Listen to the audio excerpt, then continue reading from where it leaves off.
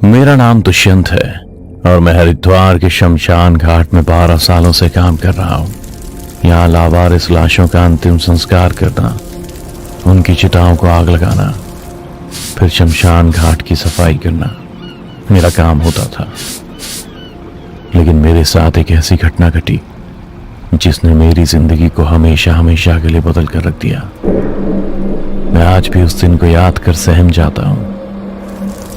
अक्सर हम लोग लाशों को आग लगाने के बाद उनकी अस्थियों को इकट्ठा कर बाकी बची राख को गंगा में बहा दिया करते थे।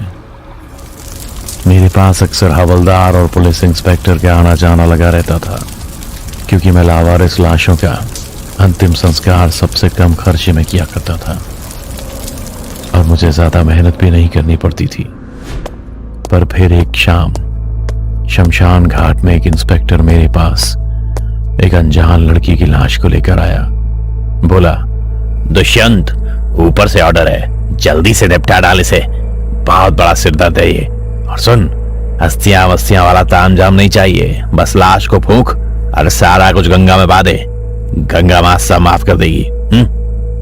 ये कहते हुए इंस्पेक्टर ने कफन में लिपटी हुई लाश को गाड़ी से उतारकर मेरे सामने रख दिया, जिसे देख मैंने इंस्पेक्टर से फिर कहा, पर साहब, शाम के 6 बज गए, अर्थी सजाते सजाते ही रात हो जाएगी।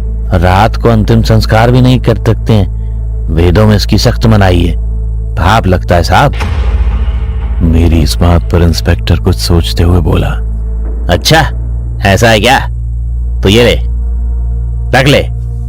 गंगा और गांधी, इन दोनों से या तो पाप धुल जाते हैं या फिर हमेशा हमेशा के लिए दफन हो जाते हैं। अब फालतू की बारेबाजी बंद कर, मुझे ऊपर भी जवाब देना होता है। इंस्पेक्टर ने अपनी पैंट की जेब से अनगिनत नोट निकाल मेरी शर्ट की जेब में ठूंस दिए और खुद कोने में जाकर बीड़ी पीने लगा।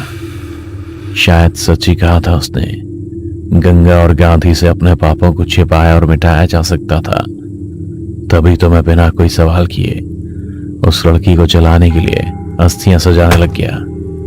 मैं कफन में दबी लाश को देख ही रहा था कि इतने में इंस्पेक्टर ने मुझे फिर से कहा, यार दुष्यंत, वैसे ज्यादा लकड़ियां लगने नहीं वाली हैं, जवान थी ये, देख तो कितनी दुबली पतली सी है, इसीलिए बोल रहा हूं जल्दी से फूंक डाल इसे। कुछ देर बाद मैंने इंस्पेक्टर से फिर कहा, इंस्पेक्टर साहब, सब सेट कर दिया है मैंने, आओ जरा लाश को हाथ लगाओ, चिता पर लिटाते हैं इसको। मैं अंतिम संस्कार के सारे इंतजाम कर चुका था, अब बस लाश को चिता पर लिटाकर उसे अग्नि देनी थी। इसलिए ही मैंने इंस्पेक्टर को अपने पास बुलाया था। इंस्पेक्टर भी मेरे बुलाने पर मेरी मदद करने आ गया। हम दोनों ने लड़की की लाश को उठाकर उसको चिता पर लिटा दिया। उसका जिस्म तप रहा था। हाँ, लड़की का जिस्म तप रहा था। साहब, कितना टाइम हुआ है इसे मरे हुए? इस पर इंस्पेक्टर ने कहा, तुझे क्या करना, ज्यादा पुलिस वाला मत बन, ज्यादा बोलेगा ना तो इसके खून में तुझको ही अंदर कर दूंगा, समझा? मैं भी इंस्पेक्टर की बात सुन चुप हो गया। मैं हाथ में मशाल लेकर लाश को जलाने आगे बढ़ा ही था कि अचानक ही लाश के मुंह पर से कपड़ा उड़ गया और मेरी नजर उस लाश के चेहरे को ताकने लगी, जिसे देख मेरी रूह कांप गई। मैंने देखा कि वो लाश अपनी पलकें झपका रही थी।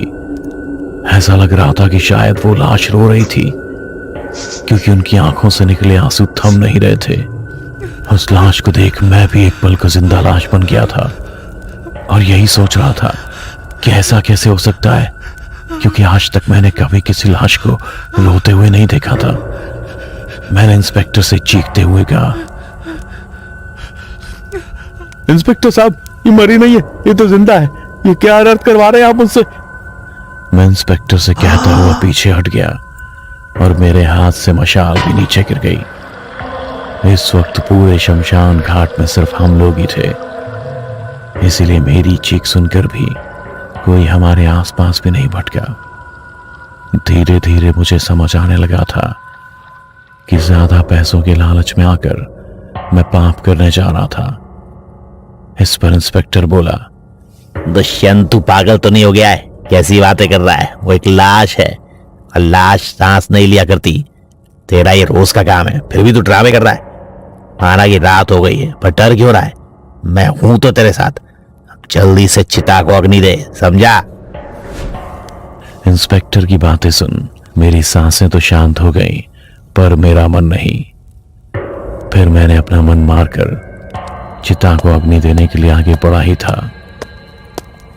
तभी मुझे ऐसा महसूस हुआ कि मशाल के आसपास काले साए मंडरा रहे हैं और चिता से भी लकड़ियां अपने आप गिर रही हैं। मेरा मन बेचैन होने लगा, पर इसे नजर का धोखा मान मैं लाश के पास चला गया।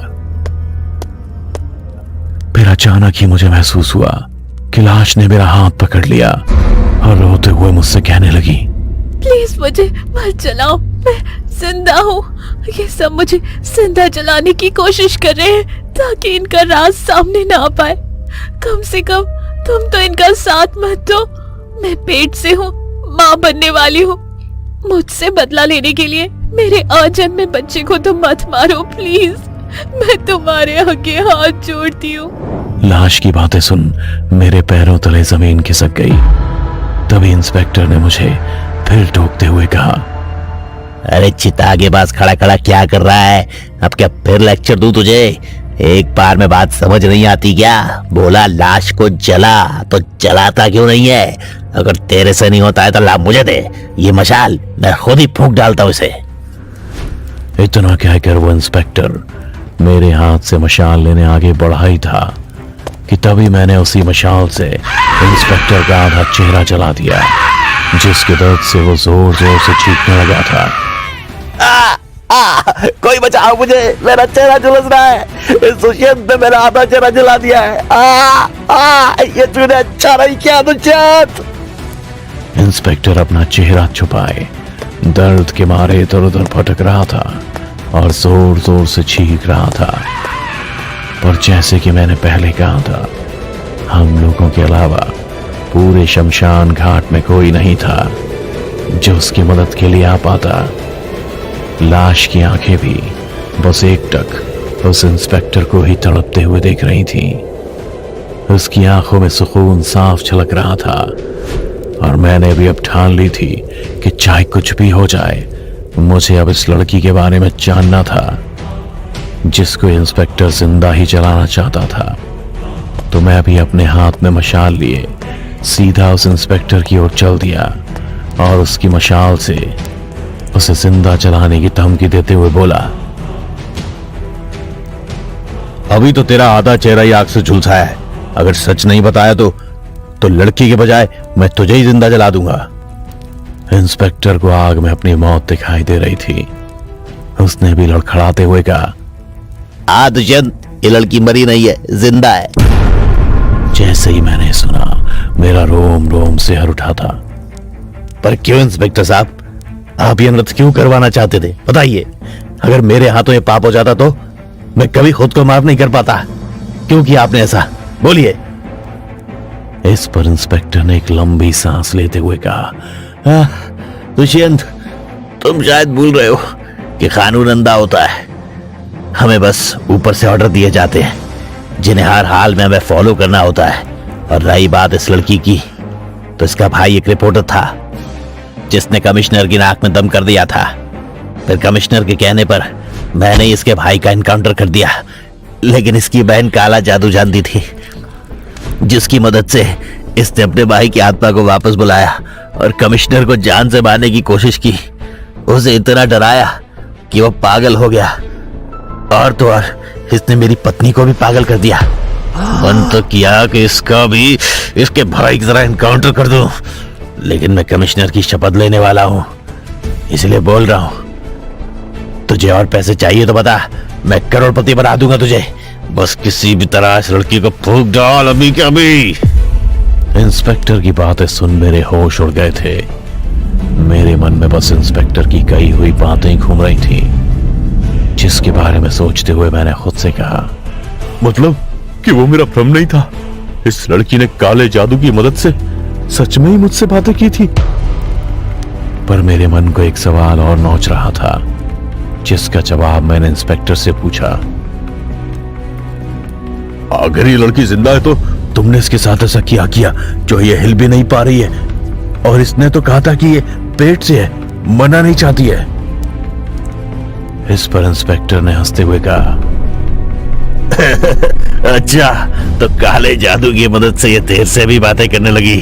अरे जब मैंने इसे घर से उठाया तो बहुत छटपटा रही थी, तो इसे शांत करने के लिए मैंने इसमें इतने इंजेक्शन ठोके कि ये पैरालाइज हो गई। और रही बात बच्चे की, तो गरीब की झोली में कौन सा दाना किसका है क्या मालूम।